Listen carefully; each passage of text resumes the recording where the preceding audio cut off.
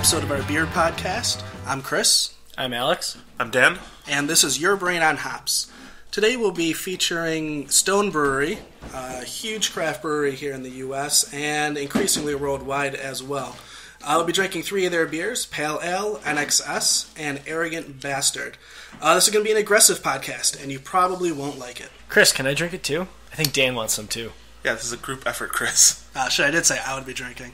Alright, let me correct that for my audience. The three of us will be drinking those three Stone beers throughout this podcast. Speaking of those beers, first one we have up is Stone Pale Ale. 2.0, to be exact. Good point. Their new Pale Ale. Well, new-ish. I actually like the new one better than the older one. You know, a few months back we did a tasting of their old one compared to their new one. And we seemed to think we liked the old one better, didn't we? That's what I remember. Yeah, you guys did. I was the dissenter. I was the minority opinion of that tasting. You know, the more I drink it, it is very good. It had or I should say it has a crisper taste, I think, the 2.0. Yes. Compared to the original one, which is a little bit maltier, had a bit more sweetness to it. And that's one of the reasons, well, actually, that's the reason I liked it, and the reason you guys preferred the older one. But, yeah, I mean, this 2.0, so overall, I'm happy that this is the one in production now, since this is their flagship beer. Right, I am too. It's I was a little sketched out at first when I heard of this new hop that they're using, Mandarina Bavaria, being a German hop, just because it's an American West Coast style pale ale. So I was expecting some very big American hop character, but when I looked into that hop variety, it's actually a descendant of Cascade, which is an American hop. Wait, was it grown in Germany or grown in... It was grown in Germany. So it's a German Cascade. Oh, okay, so it was grown in Germany, but it's not native to Germany at all. No, what I'm thinking is that it's actually the Cascade plant from America brought over there and cultivated over there. So it would be a different hop and actually give different hop characters to the beer based off of soil conditions and things like that. Perfect. So it's still an American beer. It's just 1/3 of it is an expatriate American beer. Exactly. Just like the Hercules that they use in this too. That's another German hop, but that's from a German descendant. So many German hops. Well, they do have their German extension coming out in 2016. So that's I suppose It would make sense that they'd use a bit more of their German resources. That's very true. We should go to Berlin. They should have two pale ales. The American and then the German. American German. We're not starting another world war. Of beers. Yeah, this is... They fight with beer pong. One thing that I really like about this beer is just how hoppy it is. I mean, 50 IBUs, that's technically an IPA range. When I first saw the beer, I thought, are you sure? Like, did they accidentally leave India off the bottle? And they're just like, you know what, let's go with that. Let's call it a pale ale. When really it was supposed to be an IPA. But, I mean, it is true to Stone, the fact that they're a very hop-forward brewery and a lot of bitterness there. So I suppose a pale ale would make sense to be out of the official pale ale range. They have to go just a little bit further than what is recommended for the style, which is 30 to 45 IBUs for an American pale ale. So it's only fitting that Stone would step just beyond. They nailed it. They did. There's a beautiful, tangerine character in the nose of this beer, and it's heaven. Yeah. I'm getting that tangerine a little bit more as it warms up, too. Mm-hmm. In the taste itself, I mean, not just in the nose. Which I'm not hating. I'm kind of loving. I have no nose today. I am so stuffed up, it's ridiculous. I'm getting crisp, spicy, and bitter. Those are my three flavors today. That's a good profile of the beer for having a stuffed up nose. I had a long night of drinking last night. Any Stone beers? Any Stone beers? What did I drink last night? I don't think I had a Stone beer. I think it was Bell's, but yeah, we'll get to that. That's a different podcast. That's a different podcast. Actually, I had a Stone the other day, not in the traditional sense, mind you. It was a shower beer. Recently taken to shower beers. Very enjoyable. Dan recommended it to me. He's been doing them for years and years. And only recently did I start actually enjoying the whole shower beer concept. I am not the inventor of the shower beer. I just think I might have perfected the shower beer. Perfected the shower. Yes. How do your shower beers differ, Dan? Well, you've seen sometimes, you've come over, Chris, and you've seen the remnants of sometimes a shower beer night when there's a 4-pack of cans still in the bathroom. I'll be honest, I was a little unnerved at first. Before you explain though, I just thought you spent time in the bathroom drinking. No, it's just it's a wind down time. It is, I'm not going out. I am sheltering myself inside my house. I want a nice hot shower, and I'm going to drink a couple good cold beers of whatever my choosing are. The contrast between them, it feels great. So my stress level after maybe a hard day's work, anything like that, just goes way down. Probably shouldn't be taking hot showers, thinning out my blood level, slightly slipping in the shower sometimes, but take a risk. You know, that contrast, you nailed how awesome that is. Especially, it's the whole concept of, you know, a hot summer day and then having a cool brew to cool down with. Well, it's the middle of winter. I'm not going to go outside and be super hot. So, shower beer. Turn up the heat a little bit, have a cool beer, you get that same refreshing sensation. I've actually used some of the beers, just pour a little in your hair, get that hop smell. It's great for you. Actually, I think you said it was great for your skin, right, Alex? Yeah, for your skin, for your hair. And actually, there in the Czech Republic, there is a spa that does beer baths. You can actually take a bath in beer. And same contrast. Hot beer that you're bathing in with a cold beer in your hand. Oh, so you're not only bathing in the beer, they give you a beer to drink. They give you a beer to drink. Do you think it's fermented beer, or do you think they're just jumping in, like, maybe hop oil, maybe just malt, maybe like the sugar and stuff like that? It may not actually be beer, because then I think you would be soaking in alcohol too, but it may actually be just drying your skin out. Yeah, right? But it may actually be wort, which is beer before fermentation. So it's just that sugary, hop-infused liquid. Then take that entire set of bathwater and then ferment it. That's gross. I think if you left it by itself, it would ferment. Thus we know the origins of Czech beer. Oh. Don't say that. Bohemian Pilsners are fucking amazing. Which one? Bohemian Pilsners. Czech Pilsners. Yeah. That's a debate for another podcast. All right, I quit. You guys aren't going to like Czech Pilsners, I'm out. Well, I'm surprised. I'm glad you brought that up, because you had asked me what I drank last night, and surprisingly enough, I did have an unfiltered Czech Pilsner that someone just brought into ABW and kind of just shared with us. And once again, it always lets me down. It's that green bottle, and I open it up and I smell it, and it's horribly skunky smelling. Well, I agree with you, because if you go for like a Pilsner Urquell in a green bottle, you know, on the shelf at, I won't say any stores, but it might be light struck because of how far it's traveling. But if you want a nice, fresh one, free plug, 42 North has a beautiful Bohemian Pilsner. You'll say 42 North, but you won't say the beer store name that's possibly sponsoring us. No. It's a different store. Oh, okay. Yeah, I think he was talking about bigger chain stores that just have light blasting the bottles. Exactly. So you're cheating on the smaller guy, Alex. I don't buy them. I'm just trying to make you feel bad about yourself. I just walk by the aisle and go tisk tisk. All that light. 42 North, is that a import or one that they made themselves? A Bohemian No, Pilsner? it's one that they make themselves. Oh, okay. And it's very, very good. Tell you what, I'm normally not a huge fan of that style, but I'll check it out at 42 North. Just see what that's like. You'll give it another go? I'll give it another go. Especially because I don't think I've ever had it directly on draft before. I think it's always been from the green bottle after traveling many, many miles. Right. I discovered that one after coming back from Europe. Like, over there, Heineken especially, could drink it. Beautiful. It tastes fantastic. You buy it over here, to me, I just don't like it at all. It's very disappointing, actually. It's funny that over there, Heineken, pretty much all across Europe, Heineken's like one of the cheapest beers that's over there. And it's so good over there.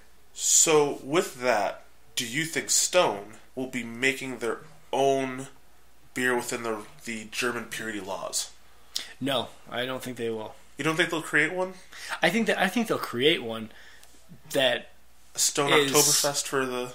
See, I think they'll have some beers that are, to the Reinheitsgebot, the German purity law, but I also think that they're going to step out very much to show the Germans what American beer is. Especially anything that's going to be mass-produced or be at a festival like Oktoberfest, I don't think they'll stick to purity laws for that. I think they're purposefully going to try to go away from the purity laws. Yeah.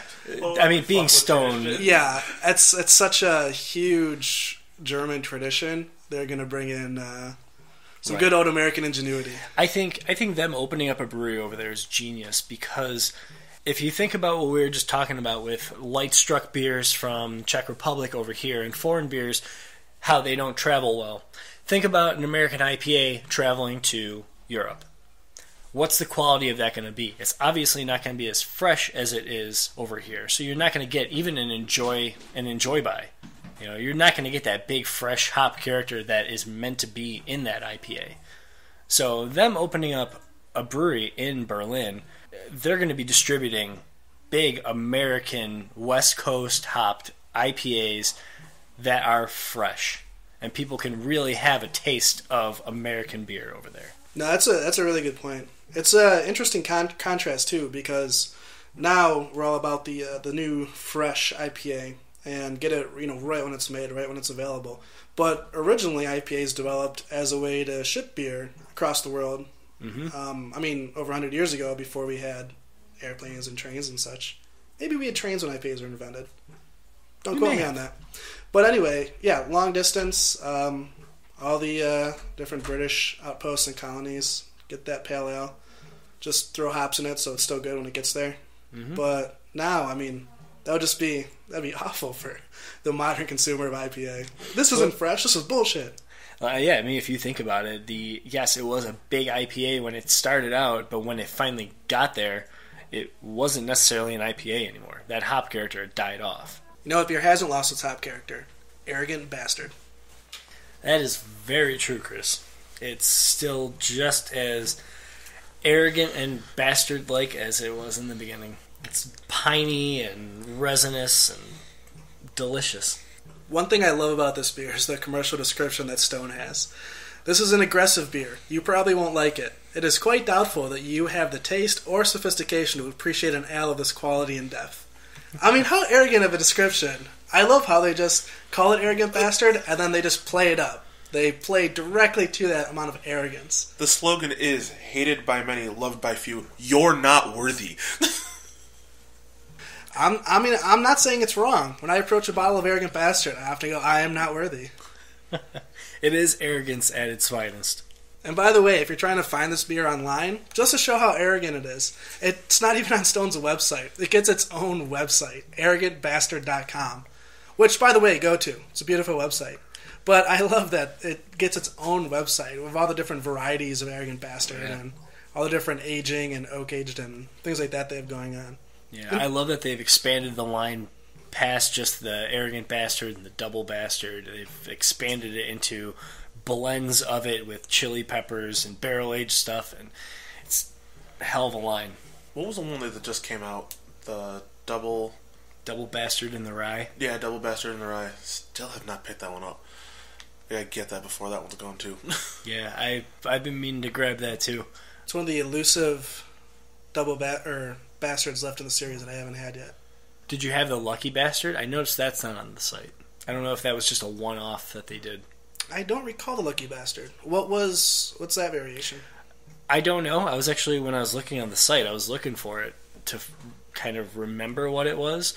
But from what I recall is it's a more of a fresher bastard.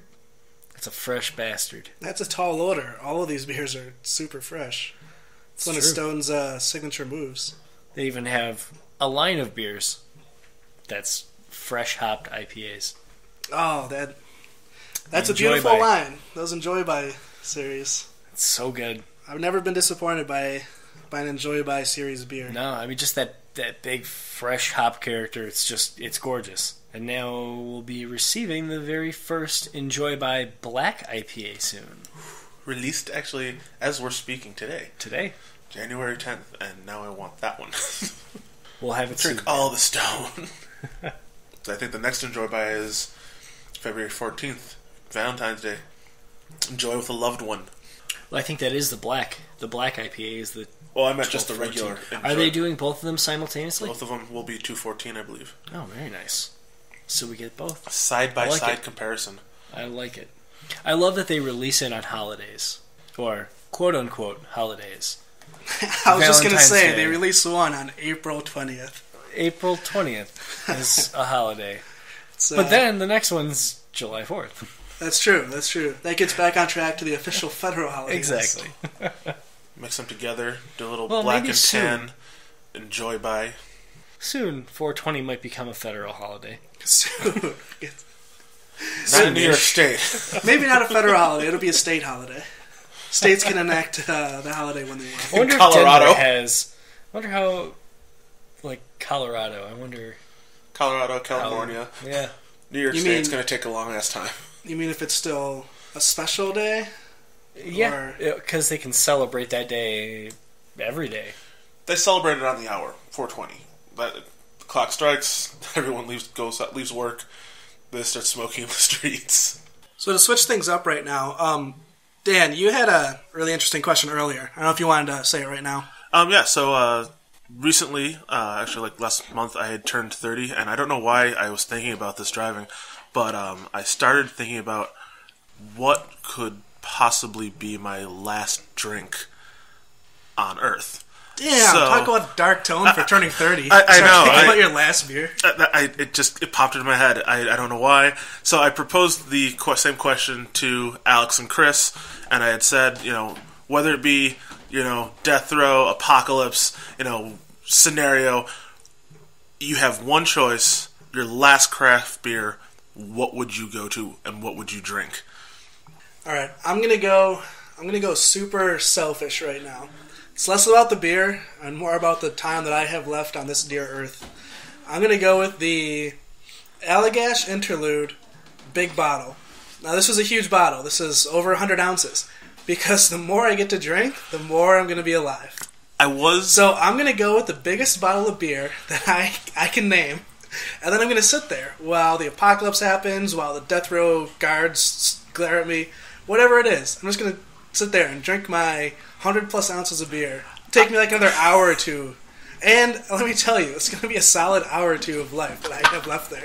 I'm just going to be getting smashed on Allagash beer. I was going to ask, the quantity, will it pertain? Because if it is the apocalypse, you might not have enough time to finish that bottle. All right. If I can't, if I can't do a loophole here, just chug the Allagash Interlude.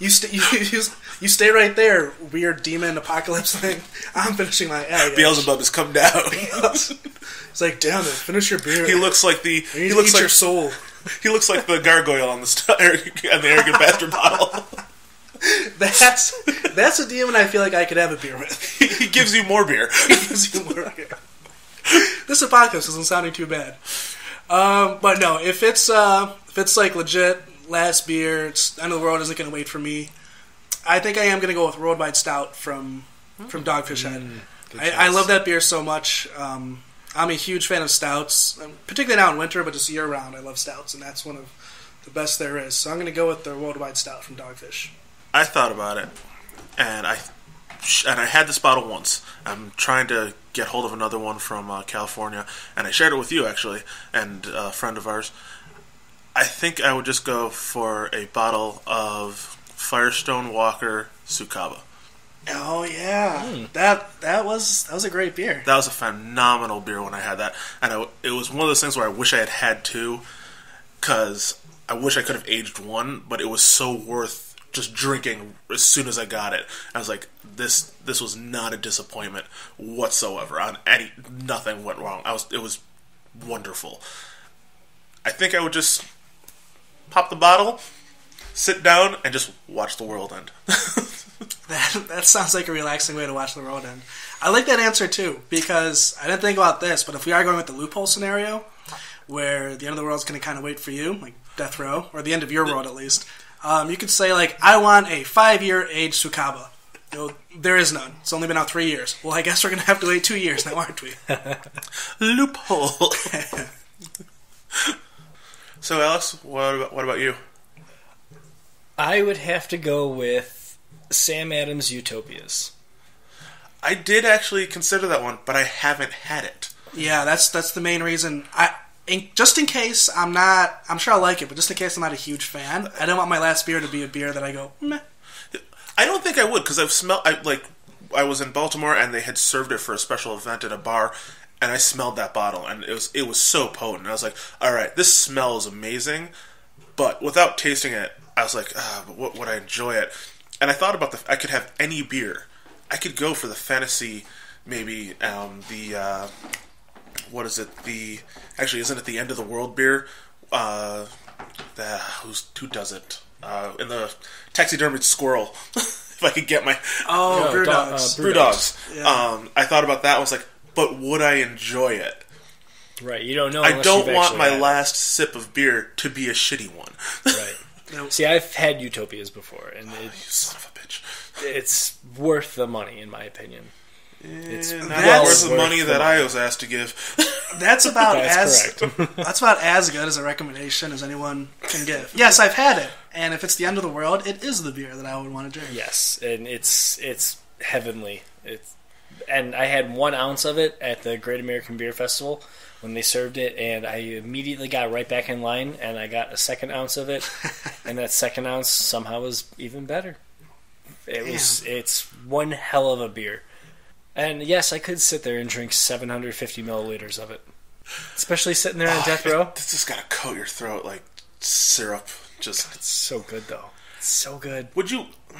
I think I'd prefer a glass. Maybe like I don't know if I could do that whole bottle. Although, End of the World, who really cares? Yeah, exactly. Yeah. It's the last time you can ever have a beer. Yeah, go big. But then again, if it's the end of the world, and say, obviously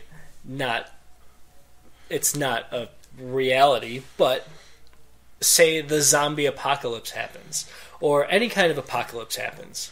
Zombie apocalypse You happens. can brew beer during the apocalypse if you have a place to settle in. Use the yeast off the zombies. I knew zombie dust. The only issue with brewing in the apocalypse is you're going A water source. back in time. You're pretty much going back in time to when people were brewing with spontaneous fermentation. So the possibility of you're going blind is an option. No, I wouldn't say that, because that's with distillation. But you're going to have a lot of more wild and lactic and sour beers than you would have So now. zombie apocalypse happens. The rise of the sour beer will take over. I think the rise of the sour beer is happening now. It's a sign. The apocalypse is coming, people. Yeah, beers would be, obviously a lot more local, too. I mean, you wouldn't be able to import hops. You'd have to use whatever you can go out and forage without getting your brains eaten. I mean, sure, end of the world, zombie apocalypse, not really a need to make money for a mortgage anymore. So you got to do something. Yeah. I think I'd make my way to a brewery, because they already have the setup. From there, I can work on fortifying it, cleansing all the other zombies out. I'm sure I'll have some people with me. But not a huge brewery, because that would require probably a lot of outside upkeep, like energy and that. But someone I know has a great smaller system, maybe small batch system. Like, make my way over to Delaware, inhabit the husk of one of the Dogfish Head. Take over Dogfish Head. One of the brew pubs, the one with the smaller brewing stations. The Sam Calagione just in there with a You also shotgun. have He's to like, I dare you to walk through these doors. You also have to think... I just want your 120. Down in Delaware, you're also going to have a better climate. That's true. More hospitable, better survival overall. I suppose I should take those things into account as well as good beer. Although then, where are you going to get your hops from? Because what I figured is I'd probably have to go home brewing setup. I could probably strip down some parts and whatnot. I'd probably try and find a rooftop so I could actually garden and grow my hops on the roof. That, and you wouldn't necessarily brew with hops. I think you would be brewing with anything you could forage. So you wouldn't be necessarily brewing beer, you'd be brewing gruits, which are beers that are brewed without hops and just other spices in general. We'll have to make more prison wine. We'll have to make more prison wine. More Pruno. Oh, that did not go over well. That is a good point. I didn't think about that, but I mean, obviously you're not going to be able to farm like you have been in the past. I mean, if you even just putting up some barbed wire, it's probably not going to keep zombies out. But a rooftop, that'd be a good situation. You can fortify a building. Fortify the building, Use that good sniper rooftop. position. I'm just saying. It's a good way to go about it. Rooftop Yeah. breweries. It's the future. Zombie apocalypse happens, I'm meeting up with you. I know there's going to be good beer. And then you also have plenty of things to trade other people. Ah. You can trade beer That's true. That's true. for other materials that you need. At some point, the liquor and wine and all that's going to run out, so only whatever you're brewing at that point is going to be viable. Yep, and it's fresh. Yeah, yeah. That's going to be a rarity in a zombie Yep, apocalypse. liquor and most wines will age very nicely, but not all beer is going to age. True. Well, So you can keep that stuff for a good long time. You'll always have something. Yeah. High enough alcohol content. Even use it as a fire starter. That's It's There you go. multi-purpose right there. could be like gasolinas in Mad Max. Beer is the currency of the desolate future. Oh, I want to live in that desolate future now. I would watch that movie. yeah, I'd watch the movie. I don't want to live in it.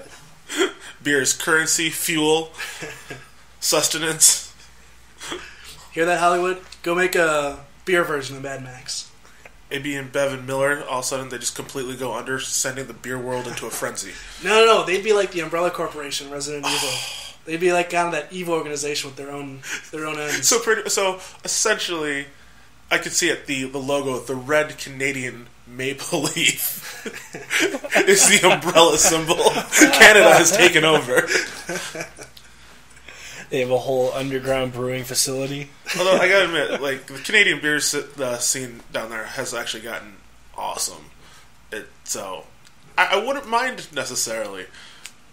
I would mind if Labatt just started taking over an apocalypse scenario. Well, yeah. I don't think it's going to be Black suited Canadian riot gear craft men with breweries. Canadian just coming by with Labatt emblems. If I hadn't had a beer in over a year, I would take a Labatt. I'd probably try and find a Miller High Life. It's getting picky in the I know. apocalypse. Getting picky. Although if I'm brewing my own, hey, maybe I'll trade. Although, would you trade your homebrew for a Labatt or a Miller or domestic beer? Depends Depends on on how how the homebrew good it came out. is coming out. If you're using wild yeast, then it's might not be the best beer. Yeah, and I'm a huge fan of sours, but sours all the time. That's what I had. I'd probably trade a few of my beers for a few Millers, a few Buds. Something more refreshing. Yeah. I like Chris's idea better. Make our way to Dogfish Head. Find the stacks of 120. I mean, you have to have some purpose if there's zombie apocalypse. Something that ages well. But you have no energy source. So would it be better to find a store. Was it Anderson Valley? Are they the one that's full solar energy? Well, I'm just talking about taking the cases of 120. I'm not talking about brewing it. even that, you have to assume. I mean, so zombies are going to smash the technologies. I don't know. I guess zombies love smashing true. things, or yeah. So solar panels. I don't know if those would survive an apocalypse. Although, let's be honest here. How well are we going to actually be able to travel in an apocalypse? So we are located in Buffalo. Second question. Zombie apocalypse happens. You got to take a brewery. Which Buffalo brewery do you take? I go Old First Ward. Really? Small enough brewery, small setup. I can barricade myself in there. I would go Pearl Street. Ooh, nice building. Multiple Nice stories. Good. Big brewery too. Only thing is, middle And of the city. food. That's true. Middle of the city. I'm just on the outskirts. If I need to go in, I can. If I need to flee, I'm good. That's very true. Yeah, but are there more zombies in cities? More population. More population, so you would assume. Wouldn't they wander outwards once they eat all the people? No, they kind of just get They stuck. just stay. They're urbanite zombies. We're not going to go with those rustic rural folk. It's urban brains or nothing. It's just kind of aimlessly wandering. So what about you, Chris? I like that Pearl Street idea. I was thinking Resurgence, because I like the big open building, but it seems pretty defensible. I think there's a fence around part of it, too. I didn't think about it. 42 North. 42 North has a lot of glass on the outside.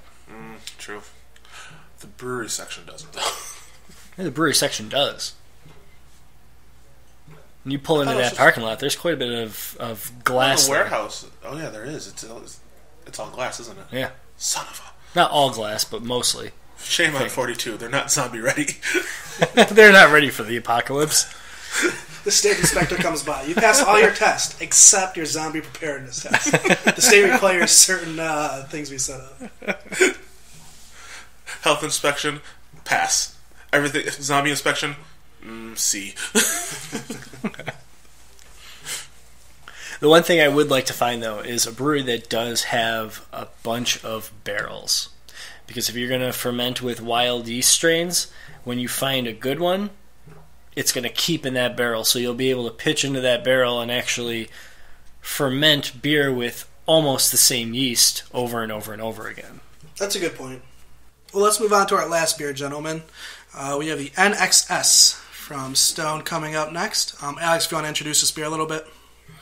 Yeah, it's a collaboration with Stone and Sierra Nevada, two of the California breweries that are very well known in the craft beer world. It's 50%, or it's two IPAs coming together. The Stone portion is 50% aged in rye whiskey barrels, and the other 50% is aged in gin-infused whiskey barrels. So it's got to me, it has a pretty decent wood character to it. I got a very big resin characteristic from it, which I really like, which you do find with some gins. I would like to taste more gin, but I think with that you'd have to do more juniper or spruce or something like that, along those lines. I agree with you there. Definitely, I don't know about just aging it in gin barrels, or at least if you're aging 50% of it in gin barrels. I don't know if that'll really give you that kind of gin character that's super strong, which I agree with you. I would like a beer that has a lot stronger gin character to it. Right, or I could just drink gin. Or I could that's very true. Well, the way that they describe it, and like along the lines of what I just said, technically 25% of this beer was actually aged in that gin-infused whiskey barrel. So probably won't get too much gin, and I think any gin character you're going to get is more of resinous hops from the IPAs that are aged in the barrel. Brain stall? Yeah. Total brain fart. Well said. Well said. Yeah, good beer overall, though. I mean, anytime Stone makes an IPA, we kind of have a baseline good beer to start off with, and then you get to see what direction they take it in. Right. It's a strong IPA. It's got a good citrus flavor. It's got a little bit of bitterness. That, like you said, that woody, piney, resiny flavor. It works out so well. But to me, when I read the label, it's kind of like that classification. I read gin infused, and then I want to taste gin. Right, but overall, I mean... But it came out delicious. Yeah, I get a lot of barrel character out of it, but it is just a very big IPA. And coming from Sierra Nevada and from Stone together, I mean, would you expect anything less? I would not. What's two huge West Coast breweries? I was just trying to think of what Sierra Nevada's boldest IPA is. It's a very good question. I think it would have to be Torpedo. Okay. Yeah, absolutely. Okay. I think they call it an extra pale ale, but it's pretty much an IPA. They also have their Hop Hunter not series, but it's they use distilled hop oil in the beer instead of actual hops. That's right. I enjoyed those Hop Hunter beers. There were a couple of them, weren't there? Yeah, they're very good. They're very good. I don't know if I had one. I want to say yes, but I can't remember. You missed a hoppy beer that came out? That's very unlike you. I hate to say, I mean, I guess as much as I do drink, I don't pick up a lot of Sierra Nevada as much anymore. Especially with the whole notion of just every brewery that comes out or just something new that comes out, it's just getting more and more frequent, and I always forget to keep going back to beers that I used to drink that got me to what I'm drinking today.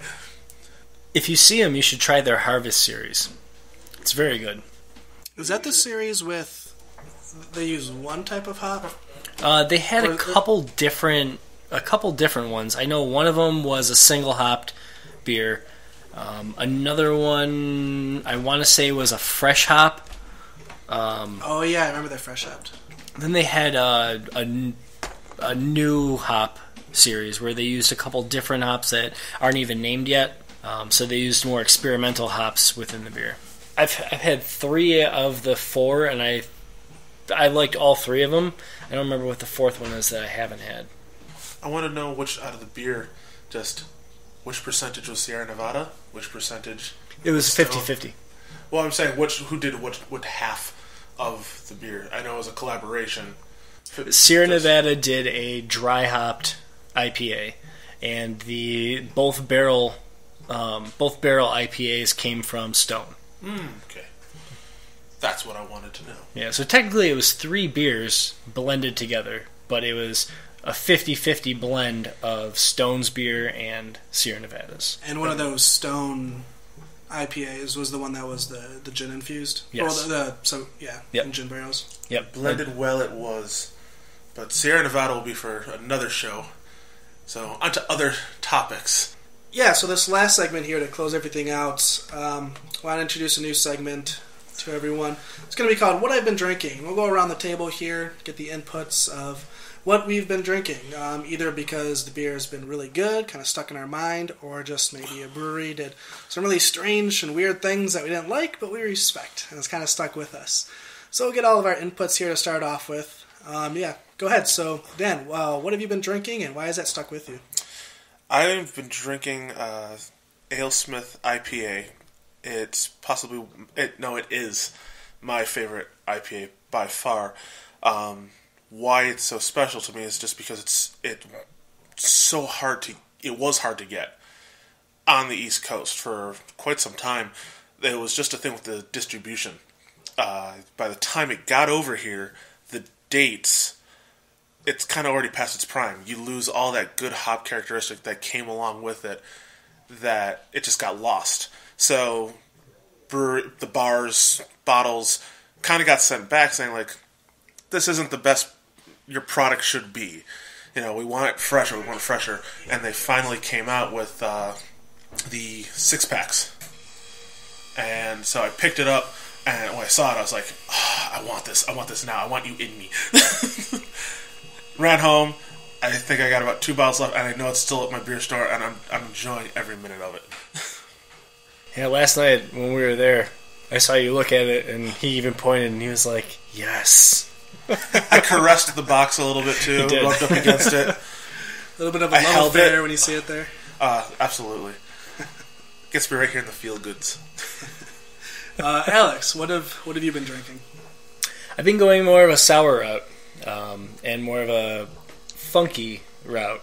I recently read the Farmhouse Ales book, and it's really turned me on to more saisons and beer de gardes and things along those lines, but going towards the Belgian side and having some Flanders Reds, things along those lines. The funkier side of life. The funky side of life. Nice. Yeah, so what I've been drinking recently, I had, actually I want to say the brewery first. It's Genesee, so local here to Western New York. And I had their... Rochester, yeah. One of their brew house series. It's called Salted Caramel Chocolate Porter. And it was recommended to me before I drank it, actually. And when I asked what it was like, the person recommending it said it's exactly what the name describes it as. It is salted caramel, chocolate, and a porter. And when I had it, it is all of those things. And I've had a few salted beers before, and I thought they went a little bit too far. But this one didn't. It was a great salted caramel character to it. The chocolate wasn't buried at all in the salt flavor or the caramel flavor. And overall, it's a good porter. So I had that one recently, and I'll probably pick up another pack of those because that was pretty. I'm surprised you said that because I got all salted caramel when I tried that one, and I was lacking a little chocolate. Really? I got chocolate. I wanted a little bit more. Just a little more. Did you have it on tap or was it a bottle? I had it on tap. I haven't had it on tap. I've only had it in a bottle. Yeah, mine was in a bottle. Where'd you have it on tap? Aurora Brewers. I'll have to see if they still have that and try it on tap. I think it's gone. It's been replaced with a high water campfire stout. Tastes like s'mores. Well, I'm sad I'm sad the Genesee beer isn't there, but I'm not angry at that new choice. But instead, what I need to do is I got to go find a bottle. Yes, yeah, definitely recommend a bottle. Maybe that's for a different podcast. Genesee themed podcast. We'll see about that. We'll see about that. Just go to Genesee. And that wraps up this episode of Your Brain on Hops. Make sure to visit our website, yourbrainonhops.com, on Twitter and Instagram at Brain on Hops, and Facebook, Your Brain on Hops. Cheers, everyone. Cheers. Later.